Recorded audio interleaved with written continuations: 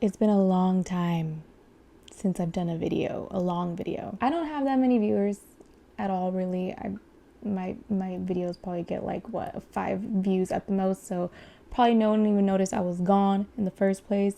But let me just say, a lot happened, and I want to update because it has to do with what I want to talk about today. There was a lot of life-changing circumstances that happened to me in such little time, and so it really discouraged me and how I proceeded to try to encourage people. So, one being, I lost my dad.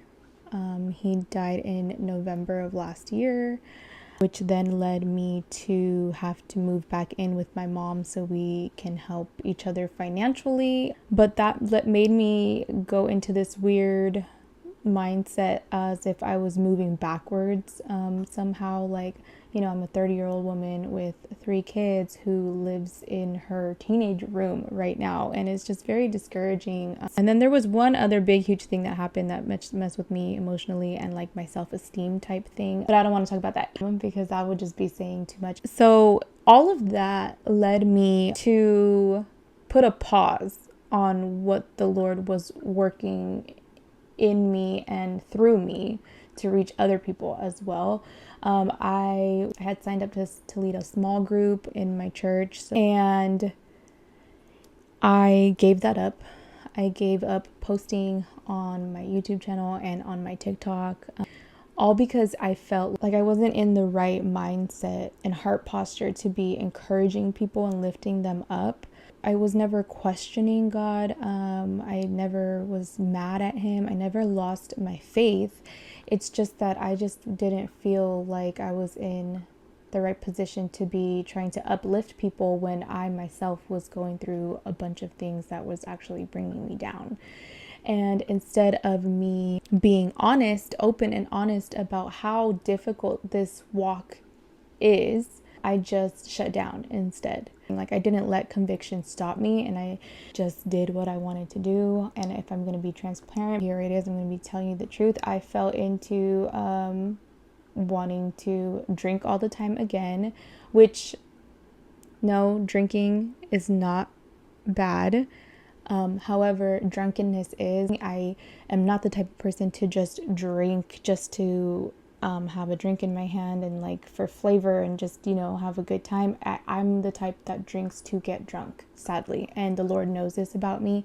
And so that's why I'm very, very much convicted about it. Some other people are not convicted about that because they know that they can control themselves. It's not a big thing to them. They're just kind of like, okay, yeah, here I'm just, going to be sipping. But me, it's very different. And so I was really good at being sober. And then when my dad passed, of course, my family and all of us, we got together and we were taking shots for him all together, just like in a remembrance for him type of thing. I used that as a huge excuse for a long time after he died. Like, oh, well, it's just, oh, here, cheers to my dad. It's just a couple of drinks, not that bad. But that quickly turned into, okay, well, so what are we doing this weekend? Like, oh, I don't have my kids this Thursday, like, let's do something. And then it just slowly, no, not slowly, it quickly turned into almost going back to how I used to be. And I could hear the conviction and I completely ignored it. And so, but I do want to say I didn't fully go backwards because I had that conviction.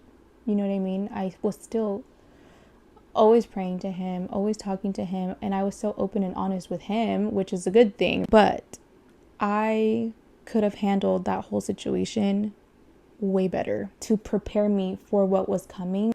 He has quite literally set me apart, isolated me so that I can hear his voice loud and clear, so I can silence everyone else around me. And instead of taking all his preparation into play, I completely disregarded everything that he has taught me to stand strong and to stand firm in who he says I am. And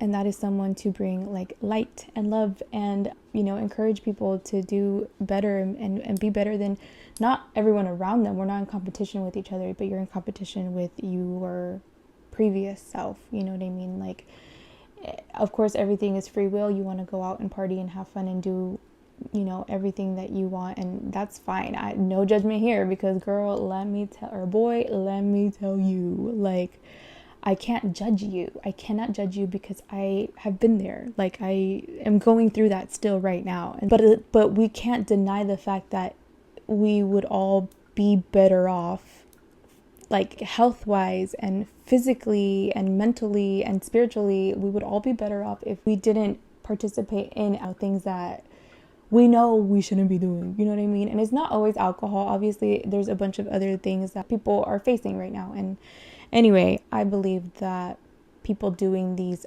podcasts or like these channels, or even preachers like up in church, and I believe they need to be more transparent. I believe we need to be more transparent about the struggle of this walk, that it is not just sunshine and rainbows.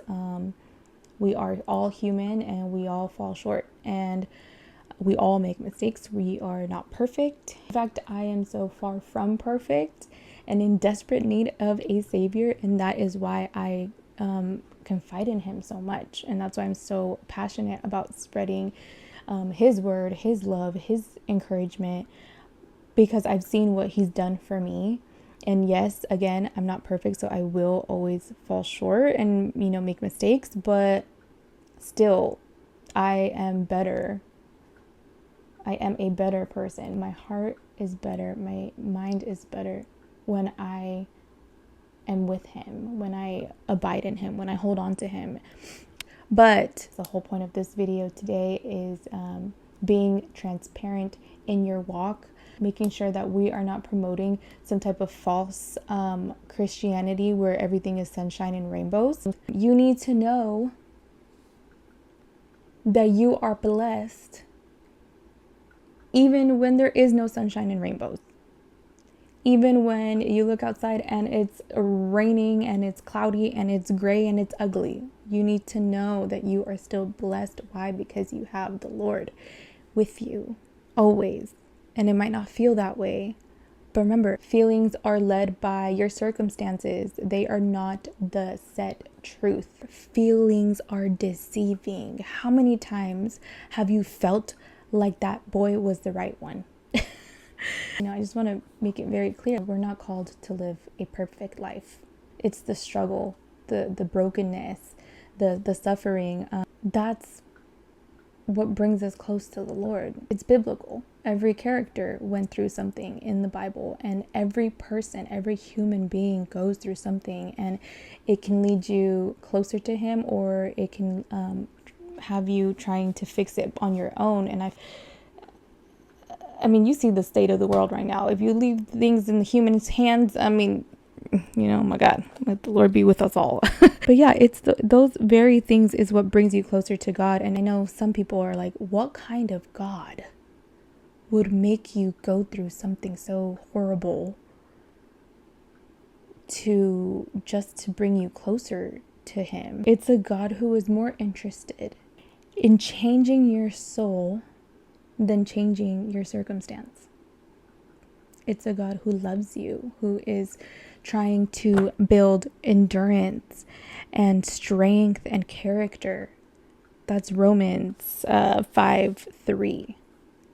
There's a whole spiel on it. Like, there is something about a wounded soul that makes them want to cry out to God. And that only brings you closer to him and brings you closer to the truth, and seeing just how blessed you truly are. One thing my dad always had that I peeped from when I was little is his faith in God. And I admittedly, he didn't really understand it. He didn't know Bible, but he knew he had faith in him. And when he got sick towards the end, he was really, really sad. He was really, really depressed. And I'm trying to fight back my tears right now. Ooh, Lord, give me strength. And he thought he was being punished.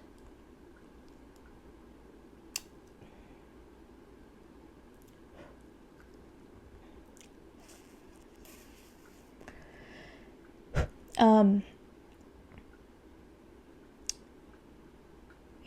he knew that I was the only one that he can talk to about God and his true, like, and my dad's true feelings about this situation. And he was like, I feel like God is punishing me.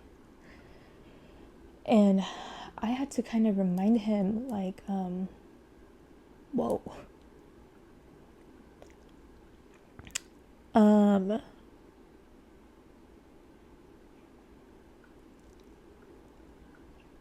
How many times have you cried out to God right now now that you're going through this? I bet you cried out to him more than you ever have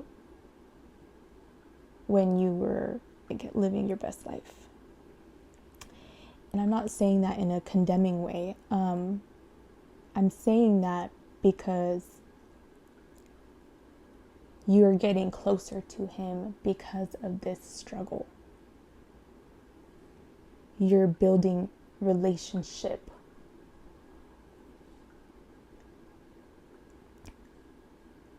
with your God because of this struggle. And no, he is not punishing you. I literally told him this. I said, you have been blessed and you've been favored. Let's just say the man lived a very good life. Very good life. Was there struggles? Absolutely. Yeah. But it's in those struggle times is when he would call on the Lord. There was a house that we used to live in. Beautiful home. It was 3 stories. My dad loved that house. And we lost it. And we were living in a hotel for a while. And one day, and he told me, he was like, I dropped to my knees one day and I begged God, please get me out of this situation. Like, because you got to think about the like internal battle that this man was facing, that he has a wife and 2 daughters that he had responsibility over. He had to take care of them. And we're all living in a hotel. And we're just not used to that kind of lifestyle. Like we, again, grew up blessed. Like we grew up blessed. And so he dropped to his knees, prayed. Very quickly after that, we ended up getting approved for this house that we're in right now, which I would say, I mean, I think it's even more beautiful, and it's huge, and the backyard is beautiful, and it has a pool this time, and it was such an upgrade. And he told me that couldn't have been anybody else but the Lord, because how do you get blessed with more than what you asked for? He just asked for to get me out of this hotel, give me like a little 1-story 2-bedroom house. Like what? And instead we got blessed. People can say what they want, right? But it's moments like that that builds your faith, that builds your relationship. Again, there was a printing job he used to work in, worked there for years and years and years and years, got let go because we got technical over here, and no one really prints anymore. Again, goes to the Lord. Boom, gets blessed with a city job, and ended up being there until he died. And it was closer to home because he used to have to drive to Hayward every single day, driving to Hayward. This was 5 minutes down the street. Getting paid good, with good benefits, joined a union. More than what he asked for. And so that's what I was trying to tell him. I was like, Dad, you were blessed. You were blessed. You're blessed with a beautiful wife, beautiful children. Just kidding. Like people adore you. He was the life of the party type of guy that I cannot find not one person to say something bad about him besides my mom probably, but that's his wife. So please Please tell me where you see the punishment, because what I see is that your God is calling you home. And he wants you to call on him right now in this moment. And it just made me think of Job. If you haven't read that book in the Bible, I encourage you to read it. It's a very hard read because he goes through a lot. He's a very righteous man. He did absolutely everything right in God's eyes. And the devil goes to the Lord and says, hey, he only loves you because you have your hand over him.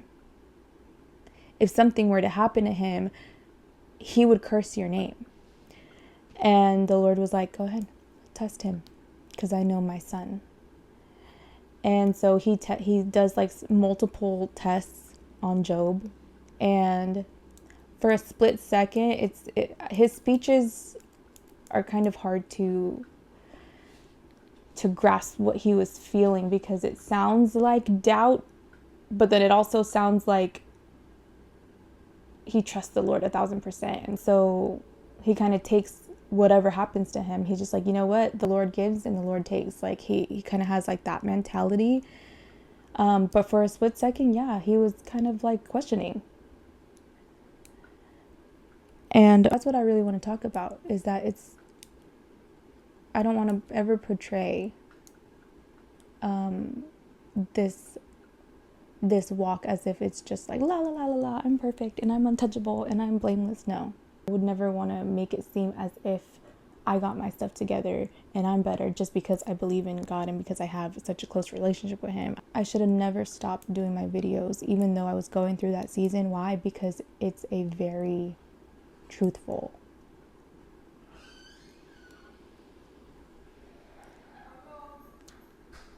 Hello. I'm talking lower now because my mom just got home. I now share a household, so I can't be all like loud, and I don't know, I get nervous if someone's listening to me. But yeah, I should have just been open and honest, because I'm not holier than thou, and I never want to make it seem like that. I go for him so hard because I know myself without him. Anxiety, depression, addiction, alcoholism, lust, falling for the wrong guys, people pleasing. He's changed my heart in more ways than I know how to explain. And so that's why I'm so passionate about spreading his love and his encouragement.